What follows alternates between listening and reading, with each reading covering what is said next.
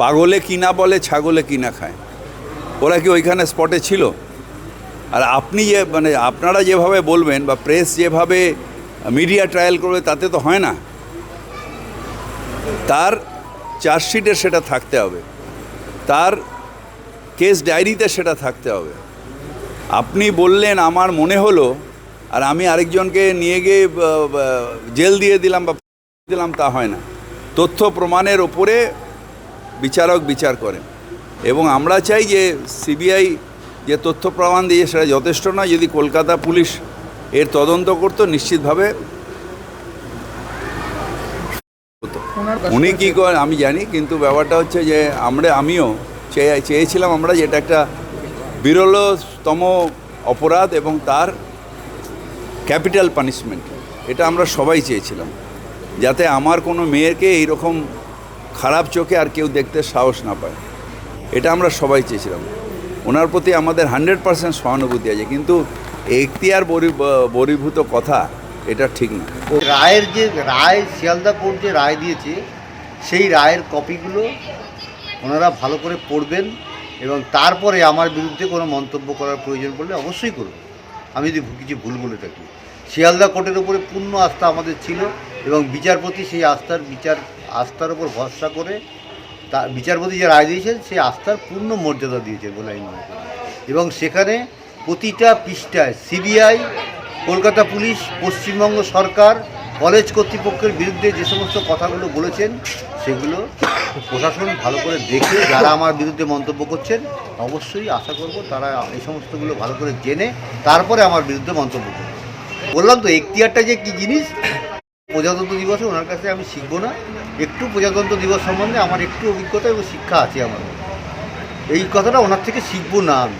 এবং উনি আমার বিরুদ্ধে যখন মন্তব্য করবেন আশা করি শিয়ালদা, আমি যে কথাটা বলছি বারবার করে, শিয়ালদা কোর্ট যে রায় দিয়েছে সঞ্জয়ের বিরুদ্ধে এবং যে রায়ের কপিগুলো দিয়েছে 172 পাতা, সেটা উনি একটু ভালো করে দেখে নিয়ে তারপরে আমার বিরুদ্ধে যে কোনো মন্তব্য করবেন, তাহলে আমারও ভালো লাগবে। এবং আমি যদি কোনো ভুল বলে থাকি বলবেন, আমি অবশ্যই স্বীকার করে নেব।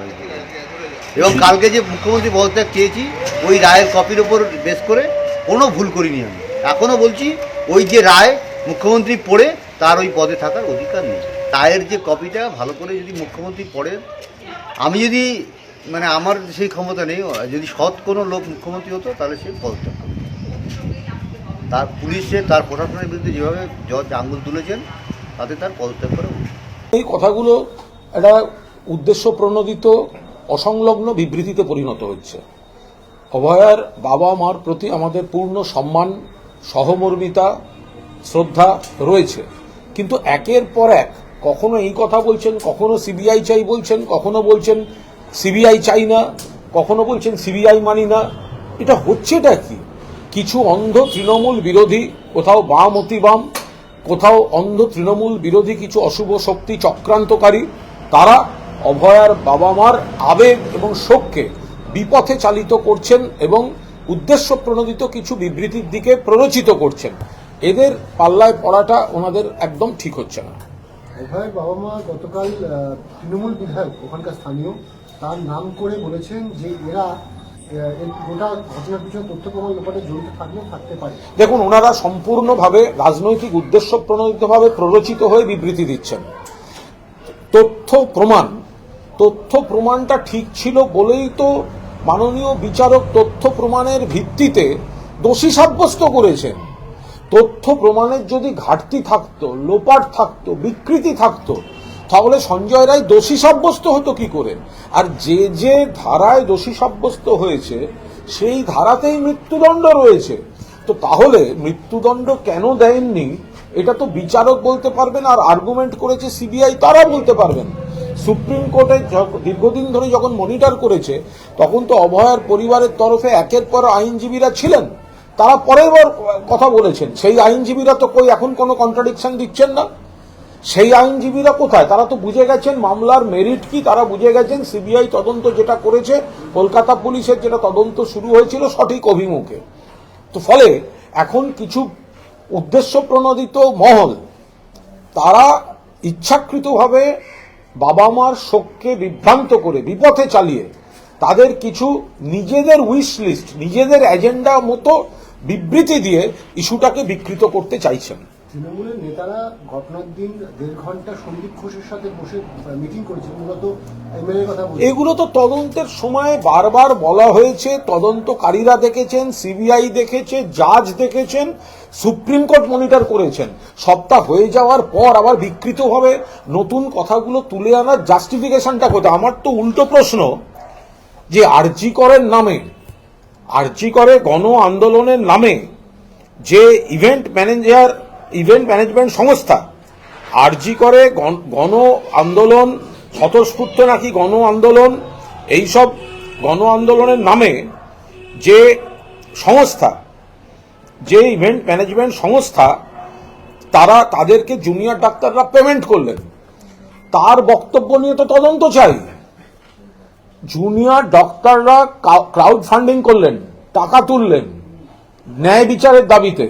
এখন দেখা যাচ্ছে তারা সেই টাকা যা পেমেন্ট করেছেন তার মধ্যে একটা ইভেন্ট ম্যানেজমেন্ট কোম্পানি রয়েছে, যাদের কাজ হচ্ছে এই বিভিন্ন ধরনের রেকর্ডিং করা, লোককে নানাভাবে প্ররোচিত করার ফুটেজ তৈরি করে দেওয়া। এই আন্দোলনটা তো স্বতঃস্ফূর্ত না, ইভেন্ট ম্যানেজমেন্ট তৈরির এতে। এখন অভয়ার বাবা মাও ইভেন্ট ম্যানেজমেন্ট কোম্পানির নির্দেশে চলছেন কিনা, তো সেগুলোতে এবার তদন্ত করতে হবে। পাগলে কিনা বলে, ছাগলে কিনা খায়, ওরা কি ওইখানে স্পটে ছিল? আর আপনি যে মানে আপনারা যেভাবে বলবেন বা প্রেস যেভাবে মিডিয়া ট্রায়াল করবে, তাতে তো হয় না। তার চার্জশিটে সেটা থাকতে হবে, তার কেস ডায়েরিতে সেটা থাকতে হবে। আপনি বললেন আমার মনে হলো, আর আমি আরেকজনকে নিয়ে গিয়ে জেল দিয়ে দিলাম বা দিলাম, তা হয় না। তথ্য প্রমাণের ওপরে বিচারক বিচার করেন, এবং আমরা চাই যে সিবিআই যে তথ্য প্রমাণ দিয়ে সেটা যথেষ্ট নয়। যদি কলকাতা পুলিশ এর তদন্ত করতো, নিশ্চিতভাবে হতো। উনি কী করেন আমি জানি, কিন্তু ব্যাপারটা হচ্ছে যে আমিও চেয়েছিলাম আমরা যে এটা একটা বিরলতম অপরাধ এবং তার ক্যাপিটাল পানিশমেন্ট, এটা আমরা সবাই চেয়েছিলাম, যাতে আমার কোনো মেয়েকে এইরকম খারাপ চোখে আর কেউ দেখতে সাহস না পায়। এটা আমরা সবাই চেয়েছিলাম। ওনার প্রতি আমাদের 100% সহানুভূতি আছে, কিন্তু এখতিয়ার বহির্ভূত কথা এটা ঠিক না। রায় শিয়ালদা কোর্ট যে রায় দিয়েছে, সেই রায়ের কপিগুলো ওনারা ভালো করে পড়বেন, এবং তারপরে আমার বিরুদ্ধে কোনো মন্তব্য করার প্রয়োজন পড়লে অবশ্যই করব। আমি যদি কিছু ভুল বলে থাকি, শিয়ালদা কোর্টের উপরে পূর্ণ আস্থা আমাদের ছিল, এবং বিচারপতি সেই আস্থার উপর ভরসা করে বিচারপতি যে রায় দিয়েছেন সেই আস্থার পূর্ণ মর্যাদা দিয়েছে বলে আমি মনে করি।